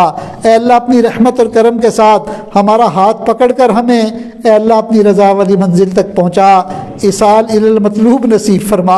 اے اللہ کچھ لوگ ہوتے ہیں جن کا ہاتھ پکڑ کر آپ انہیں منزل پر پہنچا دیتے ہیں، میرے مالک کرم فرما دیجئے۔ اے اللہ ہم سب کے سب فقیر مالک یہاں پر جو جمع ہوتے ہیں، اے اللہ اسی دن کے لیے، اس دن کی سلامتی کے لیے سے جمع ہوتے ہیں۔ اے اللہ اپنی رحمت فرمائیے، کرم فرما دیجئے۔ اے اللہ انجام بالخیر نصیب فرما، خاتمہ بالخیر مقدر فرما۔ اے اللہ ظلمتوں سے اور گناہوں سے اور معصیتوں سے اور ظلموں سے ہماری حفاظت فرما۔ اے اللہ ہمیں حقوق العباد اور حقوق اللہ اور حقوق العباد دونوں کی ادائیگی کی توفیق عطا فرما۔ ہمیں اپنے ماں باپ کا فرما بردار بنا، ماں باپ کی دعائیں لینے والا بنا۔ اے اللہ ماؤں کے دل دکھانے سے ہماری حفاظت فرما۔ اے اللہ بوڑھے ماں باپ کی قدردانی نصیب فرما۔ اے اللہ اپنے بزرگوں کا ادب کرنے کی توفیق عطا فرما، چھوٹوں کے ساتھ شفقت کرنے کی توفیق عطا فرما۔ اے اللہ ہمیں اپنے قرابت داروں کے حقوق ادا کرنے کی توفیق عطا فرما۔ اے اللہ ہم میں سے کچھ بھائی غلطی کرتے ہیں، اے اللہ وہ وراثت میں سے اپنی بہنوں کو بیٹیوں کو محروم کرتے ہیں، اے اللہ اس جرم عظیم سے ہماری حفاظت فرما۔ اے اللہ ہم تو دنیا میں کسی کا بدلہ نہیں دے سکتے، اگر قیامت کے دن بدلہ دینا پڑ گیا ہمارا کیا بنے گا؟ اے اللہ اپنی رحمت سے اے اللہ ہمیں حقوق کی ادائیگی کی توفیق عطا فرما، صلہ رحمی کی توفیق عطا فرما، شقاوت اور بدبختی سے ہماری حفاظت فرما۔ اے اللہ جو مانگا ہے وہ بھی عطا فرما، اور بہت کچھ مانگنا چاہتے ہیں اور بہت زیادہ ہماری ضرورتیں ہیں۔ اے اللہ ہمارا سفر لمبا ہے اور ہمارا توشہ بہت تھوڑا ہے، اے اللہ آپ کرم فرما دیجئے، رحمت کا معاملہ فرمائیے۔ اے اللہ اپنی مدد شامل حال فرما، اپنی نصرت شامل حال فرما۔ اے اللہ کہنے والا بھی اتنا ہی محتاج ہے، بلکہ یہ مجمع میں جتنے بھی لوگ ہیں اے اللہ ان سب سے زیادہ محتاج یہ بولنے اور کہنے والا ہے۔ اے اللہ آپ اس محتاج پر کرم فرما دیجئے، رحمت کا معاملہ فرمائیے۔ اے اللہ آخرت کی پکڑ سے بچا لیجئے، قیامت کے دن اپنے اکابر کے سامنے سرخروئی عطا فرمائیے۔ ہمارے بڑوں نے ہمارے سر پر جو بوجھ رکھا اے اللہ ہم اس بوجھ کو اے اللہ اٹھانے کی کوشش تو کرتے ہیں، اٹھا نہیں پاتے۔ اے اللہ پیغام پہنچانے کی کوشش کرتے ہیں، پیغام نہیں پہنچا سکتے۔ اے اللہ قیامت کے دن کی ذلت سے بچا لینا، قیامت کے دن کی شرمندگی سے بچانا۔ اے اللہ ہماری طرف سے، پوری جماعت کی طرف سے ہمارے اکابر کو، ہمارے حضرت جی دامت برکاتہم العالیہ کو، اے اللہ ہمارے مشائخ کو پورا اور کامل اجر عطا فرما۔ اے اللہ انہوں نے ہمارے ساتھ جو خیر خواہی کی اس کا حق ادا کیا، انہوں نے نصیحت کا حق ادا کیا۔ اے اللہ انہوں نے ہمیں سنوارنے کے لیے سب کچھ اپنا کھپا دیا۔ اے اللہ ان کو بہترین بدلہ عطا فرما، ان کی زندگی میں برکت پیدا فرما، صحت میں برکت پیدا فرما۔ اے اللہ ان کے کاموں میں برکت پیدا فرما۔ اے اللہ ان کی اولادوں کو ان کی آنکھوں کی ٹھنڈک بنا۔ اے اللہ ہمارے حضرت کی زندگی میں برکت پیدا فرما، ان کے فیض کو دنیا کے کونے کونے میں اور زیادہ پہنچا، اور اے اللہ ہمیں ان کی تعلیمات کے مطابق ان کے نقش قدم پر چلنے کی توفیق عطا فرما۔ اور اے اللہ قیامت کے دن ہمیں اپنے اکابر کے ساتھ، اپنے حضرت کے ساتھ، اپنے محبوب صلی اللہ علیہ وسلم کے قدموں میں پہنچا دینا، اور محبوب صلی اللہ علیہ وسلم کے ہاتھوں سے حوض کوثر کا جام عطا فرما دینا۔ اے اللہ اپنی رحمت کے فیصلے فرما۔ ہمارے بہت قریبی عزیز، خصوصاً اس عاجز کی ایک بہت پیاری خالہ جو میری والدہ کی جڑواں بہن ہیں اور جنہوں نے دوسری ماں بن کر ہماری پرورش کی، وہ اس وقت بیمار ہیں۔ میرے مالک جیسے انہوں نے ہم پر بچپن میں رحم کا معاملہ فرمایا، محبتوں اور شفقتوں کا معاملہ فرمایا، اے اللہ آپ ان کے ساتھ رحم کا معاملہ فرما دیجیے، کرم کا معاملہ فرما دیجیے۔ اس عاجز کی سب سے بڑی ہمشیرہ وہ بھی میری ماں ہی کی طرح ہیں، اے اللہ انہوں نے بھی بچپن میں بہت محبتیں اس عاجز کو دی، اے اللہ وہ بھی اس وقت بہت زیادہ بیماری کے عالم میں ہیں۔ اے اللہ اپنی رحمت کا معاملہ فرما، ان کی بیماری کو شفا سے تبدیل فرما، عافیت اور خیر کے فیصلے فرما۔ اور بھی جتنے دوست احباب عزیز اقارب رشتہ دار بیمار ہیں، تکلیف میں ہیں، ہسپتالوں میں ہیں، اے اللہ سب کی تکلیف کو دور فرما، سب کے درد کو دور فرما، دلوں کے غم دور فرما۔ اے اللہ سب کو شفائے کاملہ عاجلہ مستمرہ عطا فرما۔ ہمارے والدین، عزیز اقارب رشتہ دار جو بھی دنیا سے چلے گئے، سب کی مغفرت فرما۔ جن کی مغفرت عطا فرما چکے اے اللہ ان کو قرب کے اعلیٰ درجات عطا فرما. ہمیں اپنے والدین کے لیے، اپنے بڑوں کے لیے، اکابر اور محسنین کے لیے مستقل صدقہ جاریہ بننے کی توفیق عطا فرما. اے اللہ ہماری اولادوں کو اپنی رحمت سے ہمارے لیے صدقہ جاریہ بنا. اے اللہ ہمیں اور ہماری قیامت تک آنے والی نسلوں کو نماز کا پابند بنا، دین پر عمل کی توفیق عطا فرما. اے اللہ ہمارے ایمانوں کی حفاظت فرما. ربنا تقبل منا انک انت السمیع العلیم وتب علینا انک انت التواب الرحیم. وصلی اللہ تعالی علی خیر خلقہ سیدنا محمد وآلہ واصحابہ اجمعین برحمتک یا ارحم الراحمین.